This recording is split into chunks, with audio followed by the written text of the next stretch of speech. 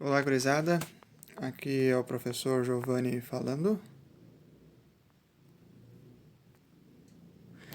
A gente, então, vai ter o nosso primeiro vídeo, né? Nosso primeiro material a respeito sobre radiciação.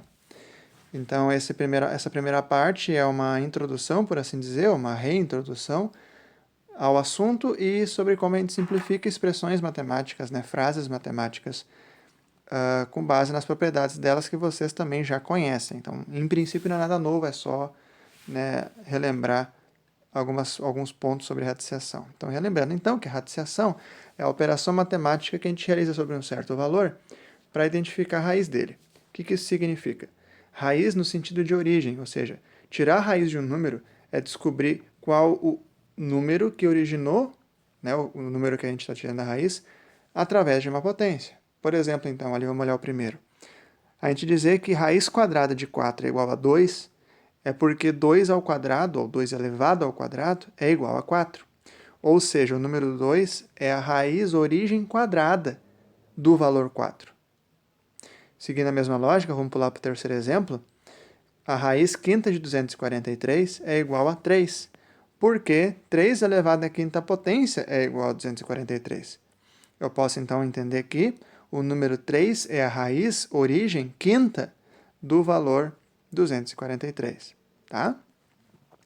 Então a gente percebe aqui que, por definição, que a radiciação está intimamente ligada à potenciação. E, de fato, ela está ligada por dois motivos.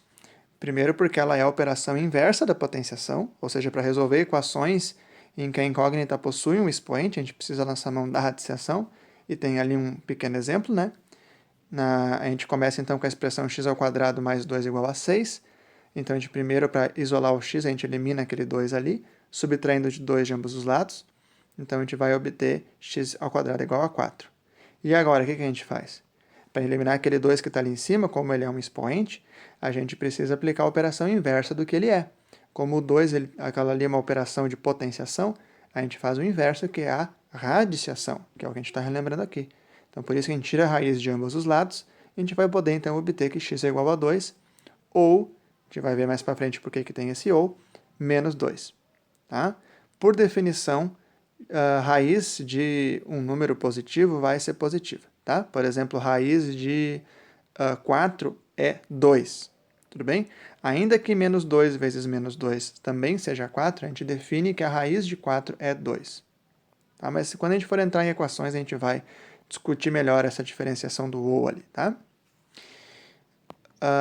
Então, como a operação inversa da potenciação é a radiciação, a gente também vai poder expressar, como a gente vai ver mais para frente, raízes na forma de potências. Tá? Ele tem uma nota de rodapé no final da página, leiam depois com calma, tá? Mas é mais ou menos isso que eu já conversei com vocês sobre operações inversas. Só complementando. Então, uma operação de radiciação ela vai possuir os seguintes elementos, conforme a imagem ao lado ali. Essa imagem eu tirei ali do site Prepare Enem, tá? Radicando, que é o valor sobre o qual aplica-se a radiciação. Então, dentro daquele símbolo ali é o nosso 4. Radical é esse símbolo esquisito, né, que parece um V com um braço bem comprido.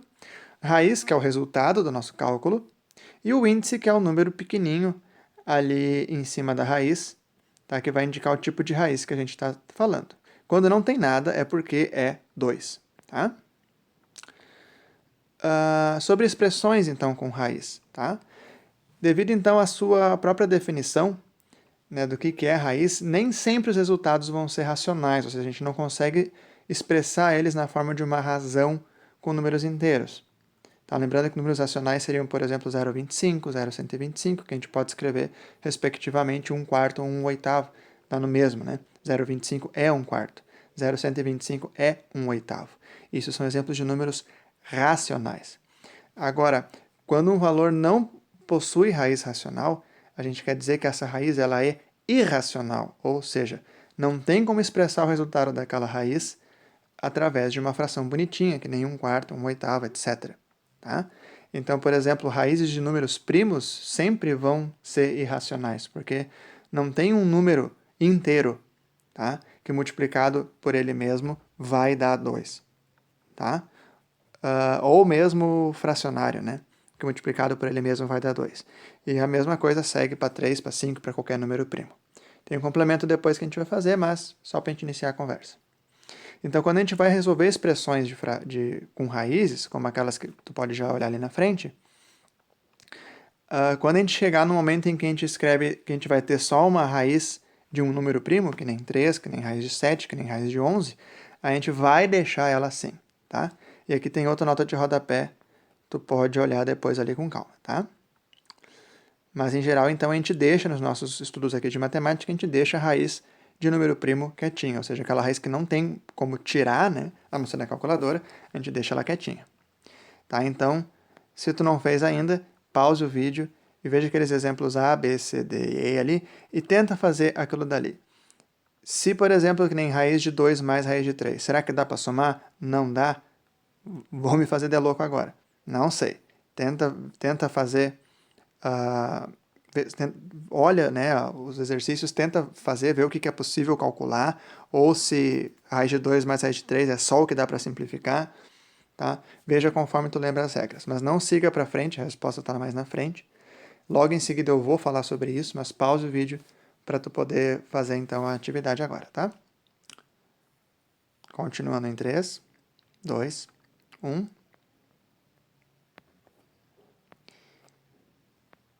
Então, as situações A, B e D já estão simplificadas ao máximo, tá? Vamos dar uma olhada ali nela. Então, ali na letra A, a gente tem raiz de 2 mais raiz de 3, a gente não vai somar esses casos aqui. Logo em seguida a gente vai ver por quê. Raiz de 5 mais 5 também não tem o que fazer, tá? A letra D, raiz cúbica de 8 vezes 2 raiz de 3, também não tem muito o que simplificar, tá? A gente vai poder, no máximo, resolver aquela raiz cúbica ali, né, que no caso dá 2, daí fazer vezes 2, 4, mas não tem, a gente não pode multiplicar, por exemplo, os radicandos ali, tá? A letra E também dá para trabalhar, na verdade. A gente tem raiz de x menos 3 raiz de x, isso vai ficar menos 2 raiz de x. E a letra C, a gente tem ali um produto de razões com o mesmo índice, então a gente vai poder multiplicar, fica a raiz cúbica de 18. Tá? Depois a gente vai ver que essa raiz cúbica a gente também talvez possa simplificar um pouco, ou não, mas a gente vai ver outras regras num outro momento. Tá? Então, qual é que é a lógica de simplificação de expressões com raízes? Tá? Para a gente poder simplificar, ou seja, chegar num ponto que não dá mais para trabalhar com a raiz, a gente precisa se atentar a alguns fatos, que a gente, por enquanto, não vai ver por que eles são verdadeiros. Talvez vão ser esquisitos, talvez tu não vai entender bem por que pode ou não pode fazer aquilo ou aquela outra coisa, mas eu garanto, a gente vai mais para frente estudar as propriedades das raízes, as associações, e a gente vai entender por que essas coisas podem ou não podem ser feitas. Tá? Os fatos, então, seriam os seguintes. Raízes irracionais, como eu disse antes, inclusive, devem ser deixadas como estão. Lembrando, então, que são raízes irracionais, raízes quadradas de números primos e raízes quadradas de produtos entre primos.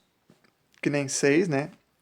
É 2 vezes 3, 10 é 2 vezes 5, 14 é 2 vezes 7, assim por diante. Então, que nem 15 é 3 vezes 5. Então, toda vez que eu tiver uma raiz de um número em que ele é um produto de primos, eu também não consigo ir para frente. Ela também é racional, eu vou deixar assim. Outro ponto é que não existem raízes quadradas reais de valores negativos. Tá? Em princípio, nem vai aparecer nos nossos cálculos, então. Tá? E isso vale para qualquer raiz com índice par. Então, raiz quarta, raiz sexta, raiz décima, raiz vigésima, não dá para tirar de número negativo. Raízes cúbicas de valores negativos são sempre negativas, e o mesmo vale para qualquer raiz de índice ímpar. Tá?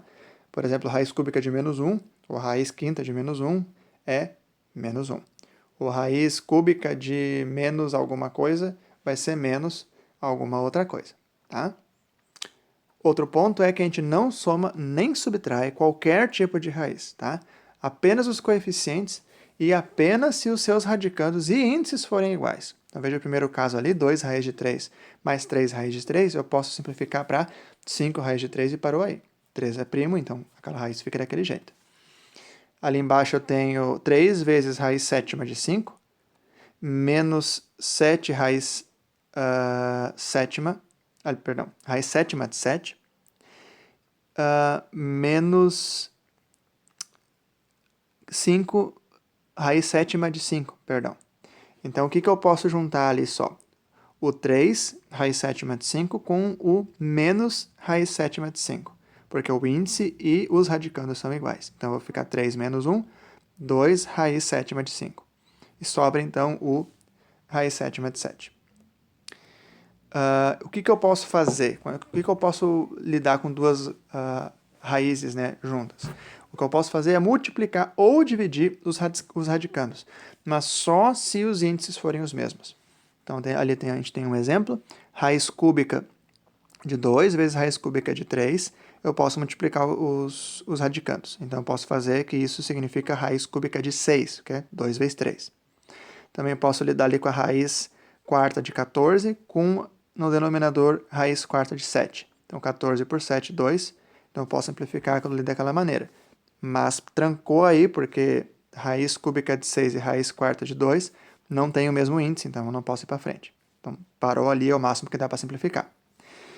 E também, se tiver coeficiente, né, eu posso multiplicar a bagaça. Então, eu vou ter ali 2 raiz sexta de 9 vezes 5 raiz sexta de 3. Isso vai ficar, então, 10 raiz sexta de 9 vezes 3, 27. E aqui tem alguns exercíciozinhos para a gente praticar essas ideias aí. Tá? As respostas vão cair no dia da entrega do trabalho. Isso vai ser padrão nosso, tá? Acho que inclusive a escola vai, como um todo, adotar esse padrão, já adiantando. Mas pelo menos para nós, de todo modo, vai ser assim. As respostas caem no dia da entrega, logo depois do horário de entrega máximo. A gente não aceita, então, nada fora do prazo, né? Fora as exceções de doença e luto, etc. Então, muito cuidado com os prazos, tá, gente? Da minha parte, que era isso. Bons estudos e até a próxima.